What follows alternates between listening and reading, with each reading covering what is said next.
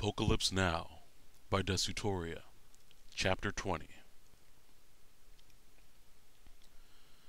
Harmony slowly and gradually awoke in a process that took about an hour, regaining her senses one at a time as she went. First came her sense of hearing.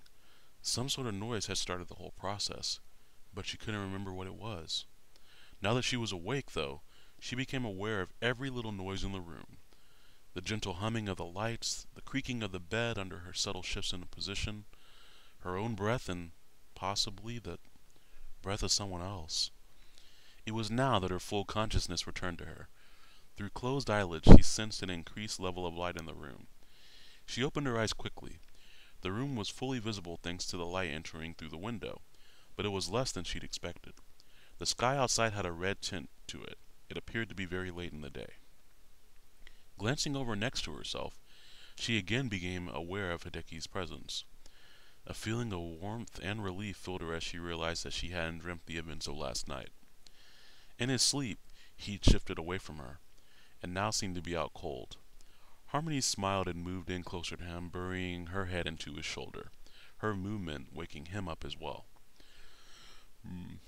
"Morning, Harm," he said slowly and sleepily. "Morning nothing. Look outside," she said, pointing to the window. "It's got to be past 6 o'clock now." Hideki's eyes widened as he sat up suddenly. "Shit, I can't believe it. You probably need more meds. How's your leg? I better look at your stitches. Jack damn it, Harmony, I'm sorry. I need to be—" Harmony giggled as she wrapped both of her arms around one of Hideki's and somewhat violently pulled him down on top of her. "I feel fine. This is where you need to be right now," she said with a warm smile. The door opened unexpectedly. A surprised Xerxes stood in the doorway. "Hideki, there you are. Sorry if I intruded on whatever it is you're, It was only now that Hideki realized he was lying directly on top of Harmony, with his left arm suspiciously lodged between the two from Xerxes' perspective. Quickly realizing that there was no possibility of explaining this away, he decided it best to change the subject. "Does Blaine have any instructions for further treatment?" he asked as he moved into a seated position next to Harmony on the bed. "What? Oh, nah. He did mention that she can take more pills if she wants for the pain, and she needs to stay completely off the leg for several days. But he does have other instructions for you two." "What's that?" "V and I have already done this, but Blaine insists on checking your Pokemon for signs of the infection. It's his one condition for letting us stay here." "How's he going to do that?" Xerxes hesitated as he decided the gentlest way to describe the process.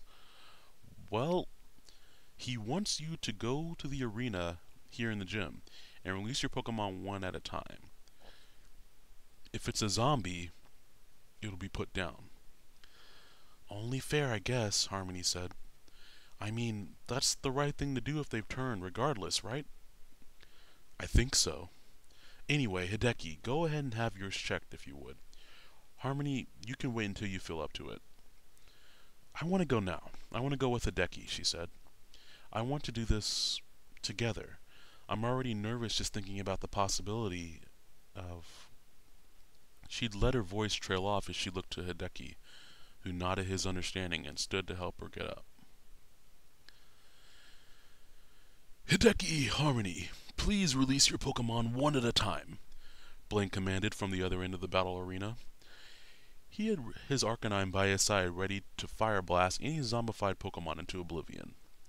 "Any carriers I'll need to take with me for examination. The rest, as long as they haven't turned, you're free to release inside the facility and even train and battle with if you wish." "Carriers?" Harmony repeated. "Certain Pokemon can still carry the virus without displaying any symptoms," Blaine explained. "However, these Pokemon are still a potential danger to others, and I don't want them to mingle until I gather a little more information." "This is the only one between the both of us," Hideki said, pulling Starhu's Pokeball from his belt and throwing it directly at Blaine. Blaine caught the ball, nodded once, and put the pocket in his lab coat. "Go Shadow! J-Dog! Zaprong, I need you! Steinman! Come out, Rocky!" Alternating one by one, Hideki and Harmony took turns releasing their Pokemon, long enough to prove their health before recalling them to send out another. Hideki continued to serve as a crutch for Harmony to keep her weight off her leg. He even threw her Pokeballs for her. His heart began racing as he got to the one last Pokemon that he least wanted to throw, his golden one. Sensing his tension, Harmony tightened her grip on his shoulder and nodded an encouraging look toward him. "Go, Helena!" The Gyarados roared mightily among his relief and stared intensely at the Arcanine across the arena, its presumed opponent. Blaine roared in return with a satisfied laugh. "Here she is! I'll never forget facing off against this Gyarados for your Volcano badge. I'm truly glad you managed to keep her alive through all this." "Me too," he agreed quietly. "Me too." "Our last two are a little different," Harmony explained to Blaine. "They got hurt. They're our flyers. They broke their wings on a rough landing we had earlier. Is there anything you can do for them?" "Go ahead and release them like the others and I'll have a look." "Okay. Birdo, come on out." Harmony's Pidgeotto stumbled a bit after being released from its Pokeball. Its wings were still bandaged up like before, although some of the more minor scrapes and bruises had healed to a degree. "I hope you'll find yourself satisfied with the work I did on you, Harmony," Blaine said with a smirk, "but I'm much more adept at healing injured Pokemon. I doubt I'll have to do much of anything, though.